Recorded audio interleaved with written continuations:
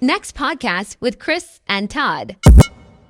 Well, hey, welcome back to the next podcast. We've been walking through these how-tos and how to lock your keys in your car and have to wear a T-shirt, things like that. I think you look great. Thanks. I mean, I know you were just giving yourself a hard time. Supporting the Angry Catfish, Minnesota's premier bike shop. This is the casual next podcast. This is Casual Friday here with Chris. At least I matched the color scheme here, so nicely done. It looks very nice. Todd before he puts on his nice dress shirt and then very slimming, very nice.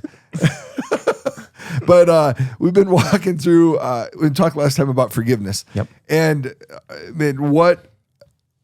we just scratched the surface, I think, of forgiveness and the emotions. Many layers to it. So much that you could spend time diving into and so much emotion that goes along with that, right? And because even though forgiveness is forgiveness,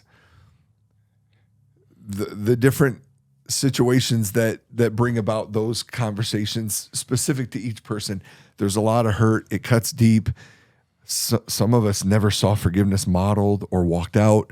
Yeah. Some of us saw it to the nth degree, and we apologize for everything, right? And I thought about that as we were talking, because sometimes, like we say, I'm sorry all the time, and then it loses it's kind of like crying wolf. Like, well, you say you're sorry after everything. I'm sorry. Well, you don't have to apologize for everything. Just, it's okay. I'm not mad, and how we manage our emotions and our feelings, and it really is. But when we want to turn the corner of forgiveness into what happens when forgiveness takes place, or an attempt of forgiveness takes place to reach a goal of reconciliation or reach a goal of just trying to come to terms with those emotions that have been wrecking our lives and holding, as we said in the last episode, holding us hostage. What happens when we get a glimpse of freedom in forgiveness?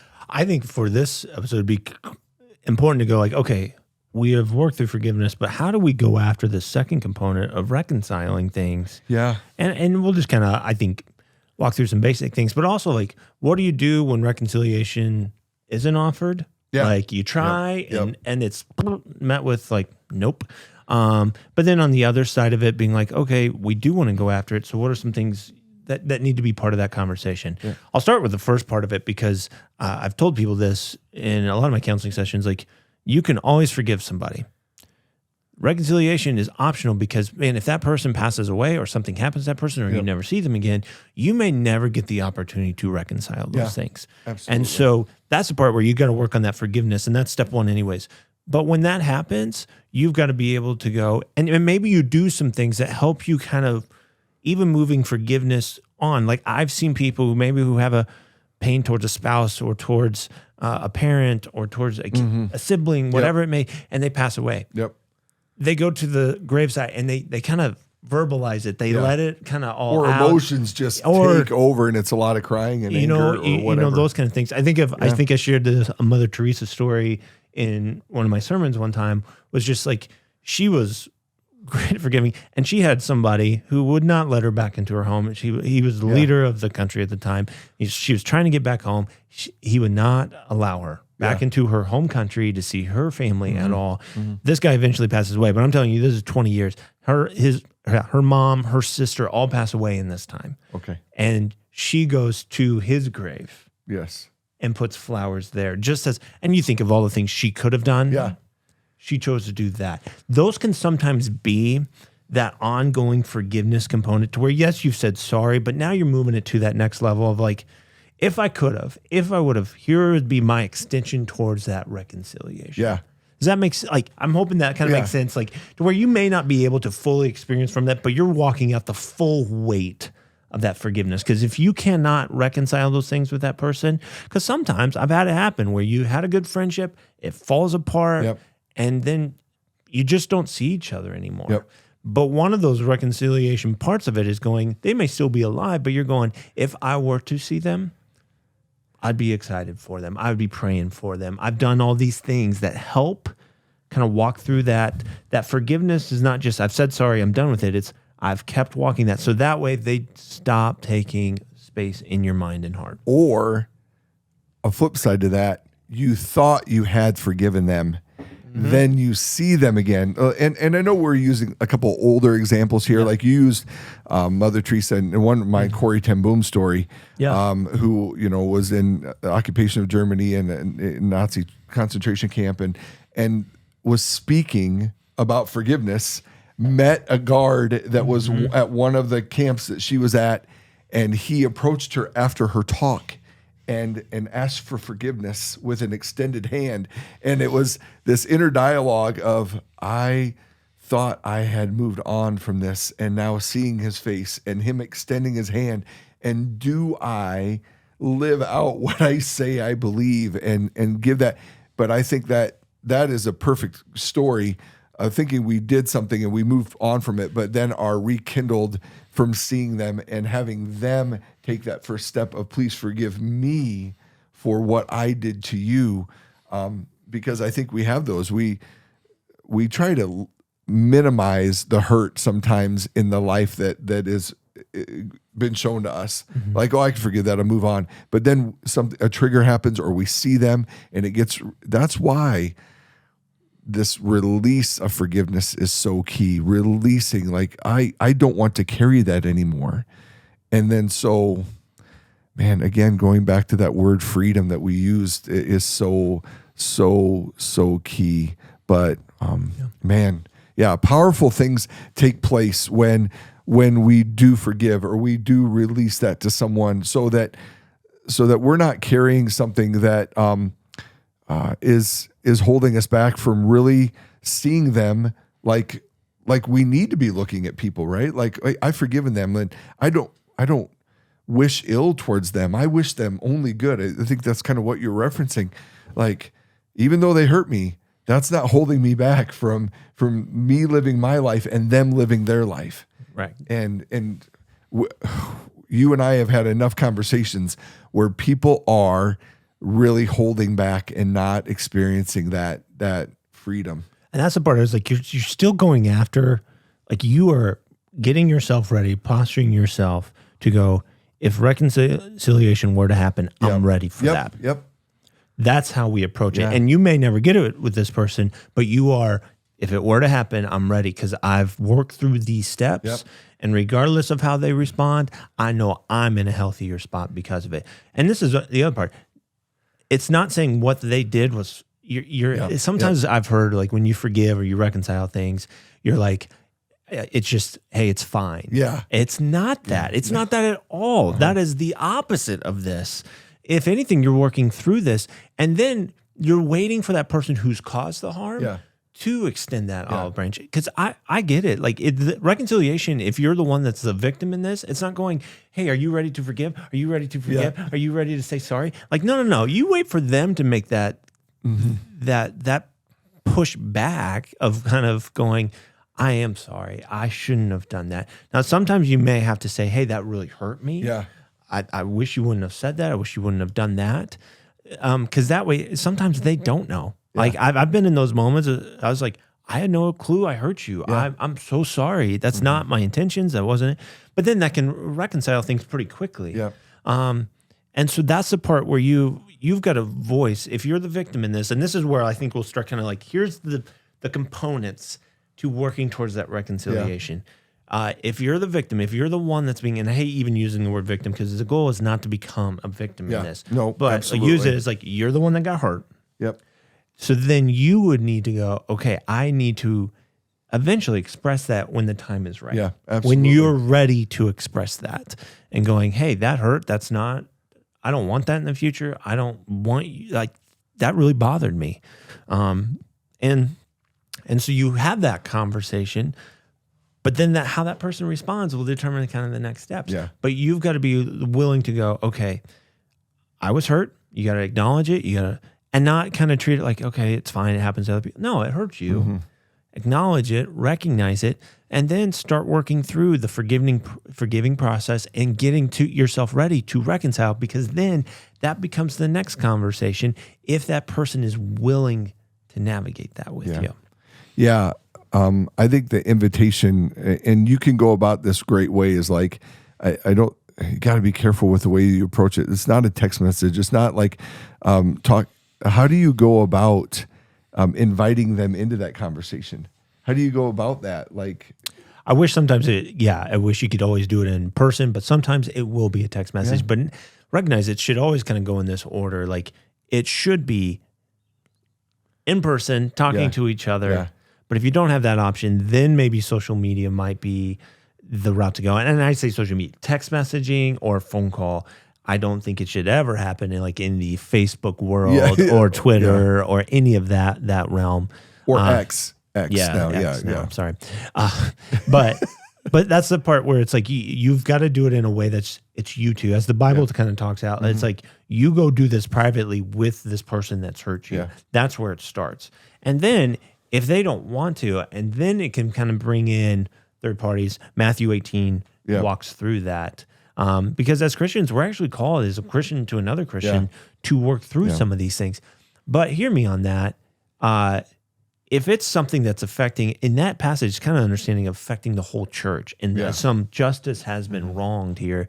And so now they're trying to bring about justice. And so this person's going to be like, no, you need to make that right. And so that's where the church steps in.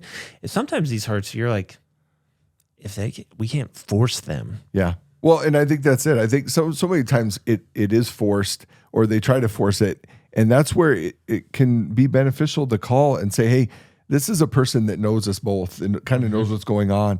And you and I have been called into countless conversations like that. Like, okay, maybe you can give clarity and understanding. And granted, that may not bring it to the place that you want it, but to have someone there that is not for you or for the other person, but they just want a beneficial resolve to come out of this. So that if no resolution happens, at least there can be a willingness to go, okay, we're going to have to agree to disagree on this until one of us is willing to see differently and be willing to accept that maybe forgiveness or resolution isn't going to happen right now. And that's the part where it's like, if you're the person that's hurt, this is the kind of the steps you begin to walk through. Yep. And I would say you also have to have the smarts to know if that person, if you have the first conversation and they're kind of going, whatever, I disagree with you. I don't think that was then you may have to go, they may just have to stop there. Yeah. Because I don't know if they have the same heart, the same mind. Because think about it. If you're trying to do this to someone who is lost and doesn't know Jesus, they're going to be like, I don't have to forgive you. Yeah. Like, I don't. Yeah, that's not the way this works. And it's a different kind of mindset. Now, if it's another Christian, once again, they claim to be Christian, doesn't always mean. Well, and we are, like you talked about the Matthew 18, we're called to make an attempt. Mm-hmm.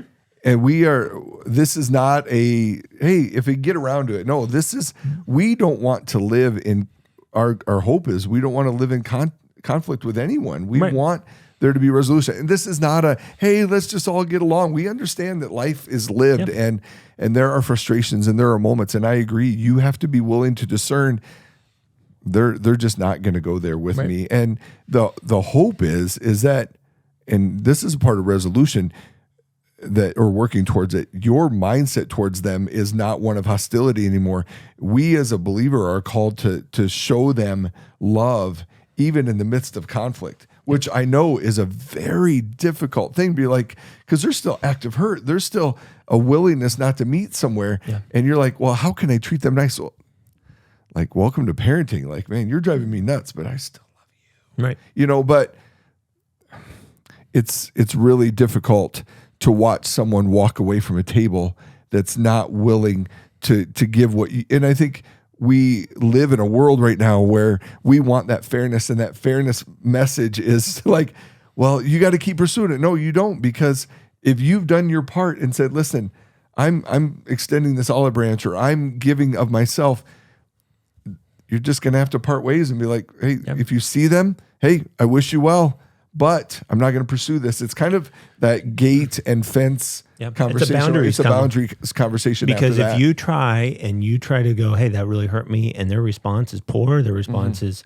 right, then you go, okay, God's not going to go, hey, keep putting yourself into that situation and keep, like, he's giving you discernment. He's giving you wisdom in this and going, okay, like, and you can end and be like, okay, if you're wanting to talk about that, are you ready to talk about this?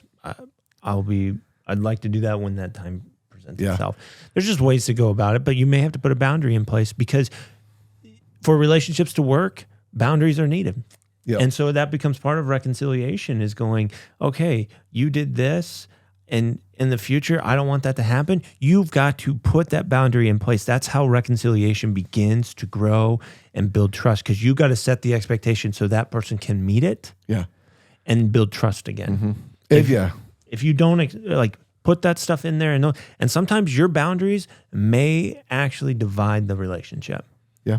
I mean, that's how boundaries work. Yep. Absolutely.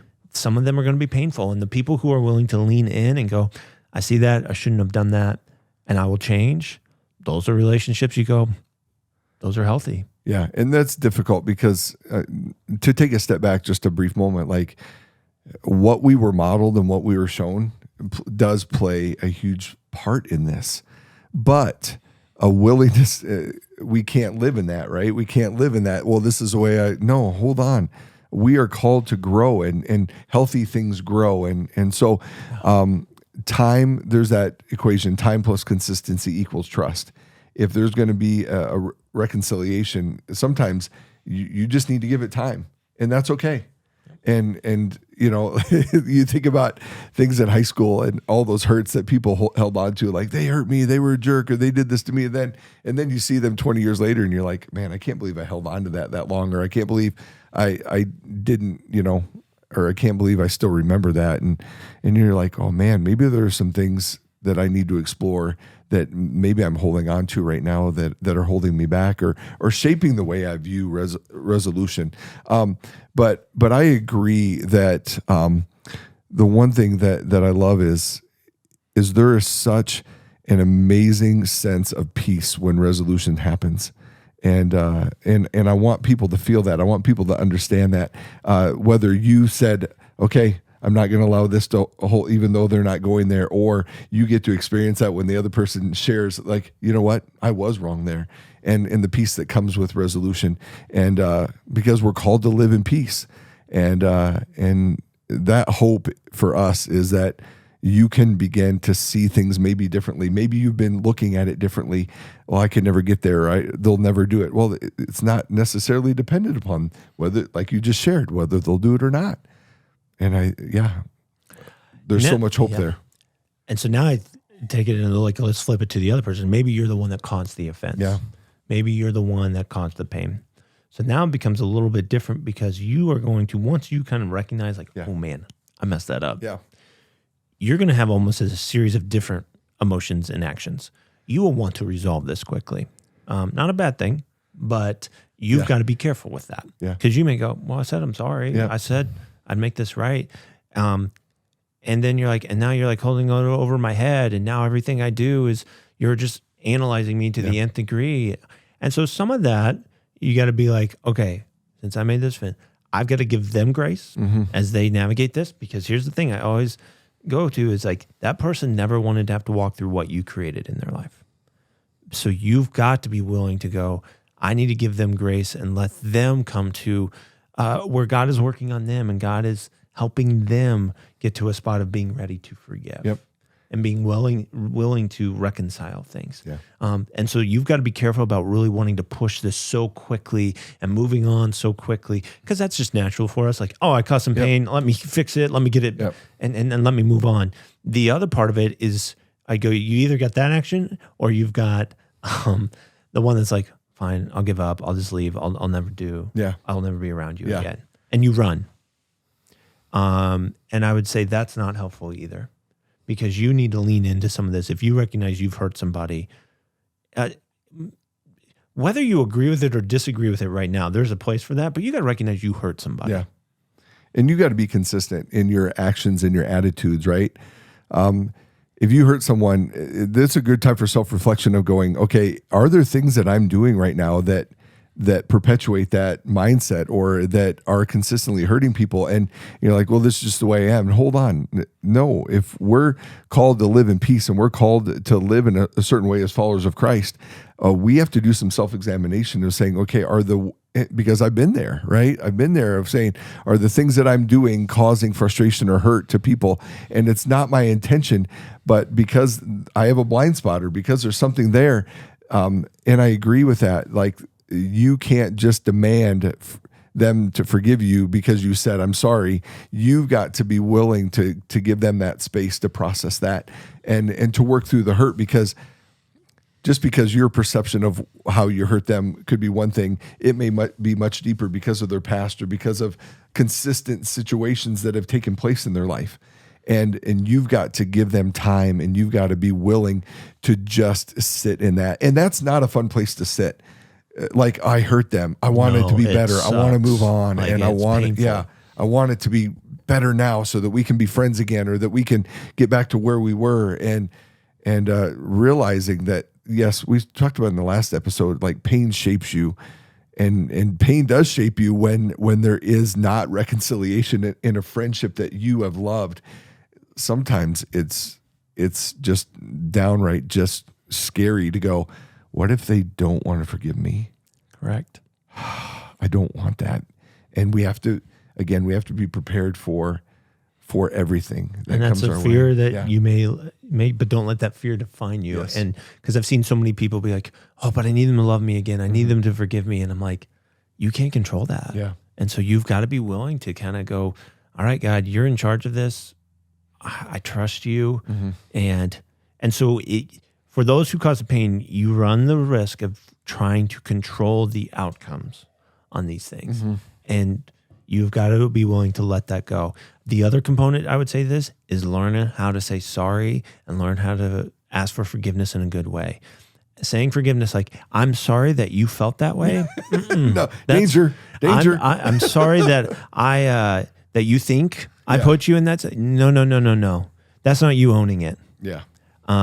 That's you dancing around an apology and almost kind of blaming them. That's a blame shift. And so you've got to look at this and go, I may not fully understand it now, but I caused that pain. So I'm going to say, like, I'm sorry that I hurt you. Yeah. I don't want to do that again. Those are simple statements you can stay with instead of going, because I do think how we grew up, there's plenty of people. I've counseled plenty of them and I've even done it myself, where you dance around an apology that's really not an apology. And that actually leaves the person more hurt. It does. And so you go, if you want to go towards reconciliation, don't do that. Yeah. You've got to own it. You got to admit to it. And then here's the other part. You got to look at how you're going to change, because I've also seen it to where people say, I'm sorry. And they even say a good apology. Then they don't change. Yeah. That's not going to be reconciliation. That's just going to be more pain. Yeah. You just leave a trail of damage, and you leave a trail of people just hurting and not being able to trust, right? As you walk through this. And so, being willing to acknowledge your part in this is such a key concept. And your part is genuinely meaning what you're saying and genuinely switching your mindset to be different than what it was. And because I bear responsibility for the people that I hurt. And I mean, as a dad, like, when I hurt my girls, not willingly, but going to them, okay, dad was wrong to jump on that, or dad was, and thankfully, I mean, granted, you could say, well, they're your kids. There's a lot of grace. Yeah, but every interaction develops something in them. And I don't want those feelings or those emotions to grow, or those mindsets to grow, that dad doesn't mean it. Man, I want to be genuine in that, to be like, I genuinely am sorry. And with genuine sorriness comes a change. If there's got to be vulnerability, and that's what I'm telling you, to get to reconciliation, you see the vulnerability on both sides. And it's, as human beings, we typically want to avoid that because maybe there's pain in our past. We've been vulnerable before, and someone took advantage of that, or someone hurt that. And I'm going, I get that, but you got to work through that, forgive that, and let that go, so that the next person doesn't get this, like, no, I'm not letting you in. Like, there's no way, because somebody else hurt me before. And I've seen that within marriages. I've seen that within parenting. I've seen that within God. And it's tempting myself to do that. And ultimately, the opposite of reconciliation is isolation. Yeah. To where you just go, no, I'm not going to lean in. I'm not going to do anything. Stay away from everybody. I'm going to stay away from everybody because everybody hurts me. Or I just hurt everybody. And that's not what God designed you to be. Yeah. That's not what God wants for you. and you're believing a lie from Satan on that one. Yeah. Well, that's good stuff. And man, so much to walk through there, but hear us. Man, his desire, his hope is for reconciliation, for you to experience that forgiveness, that freedom, and a moving forward. Whether it is with that relationship or whether it's not, you are leaving them in a better place and you're leaving yourself in a better place because you're walking through it in a healthy way. You said earlier, like, we can all have good intentions in these things. Like, I have good intentions to forgive. I have good intentions to reconcile things, but good intentions don't get us to the destination we want. Yep. At some point, we got to put in the direction that we need to go and put in the work that does that. And so that's you going, have I forgiven? And am I putting the things in place that would help us be able to reconcile things? That's the work I do. That's the only direction I know how to, where we get to where God is going. That's what I do. And I want to teach you how to do the same thing. So that way you can experience what God wants you to experience, to where this pain doesn't define you in this life. It will shape you, but it won't define you. Well, great. Well, hey, we'll see you next time. Thanks for walking through just this conversation on reconciliation, and pray that it gives you some good groundwork to take a step maybe that you need to take. Absolutely.